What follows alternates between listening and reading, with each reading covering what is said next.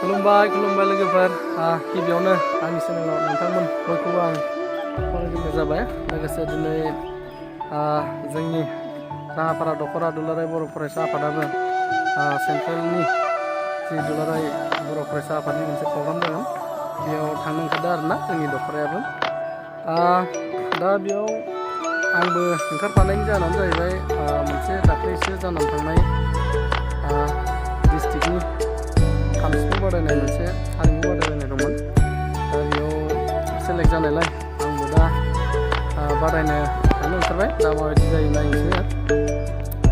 अब्ला माबायदि थाङो नोंथांमोनाबो आंजों लोगोसे नायलांबाय थादो गारिया बेनो ट्रेभेलार्स आरो बिथिं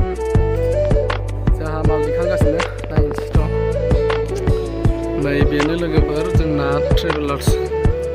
गारिया बेजों थांगोन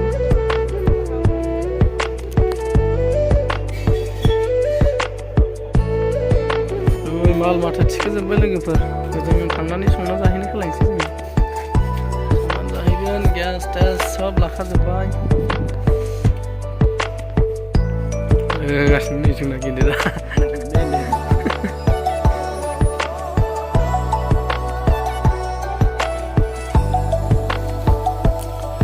ड्राइभारफ्रा नै बिथांमोनानो जोंना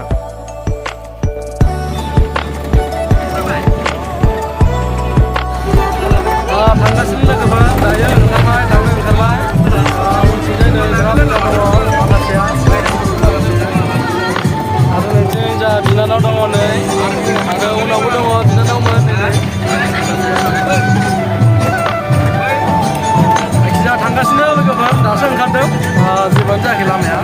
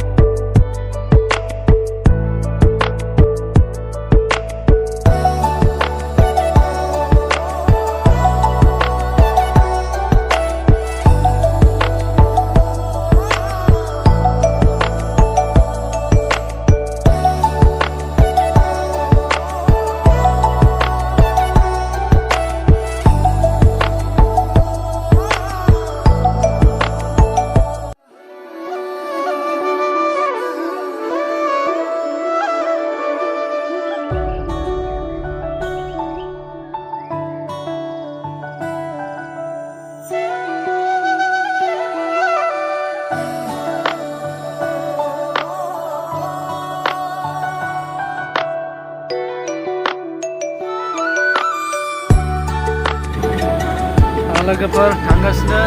काजिरङा मोनबाय दासो काजिरङा मोनदों जेबोआनो जाबावाखै लामाया गोबां गोजान दंबायो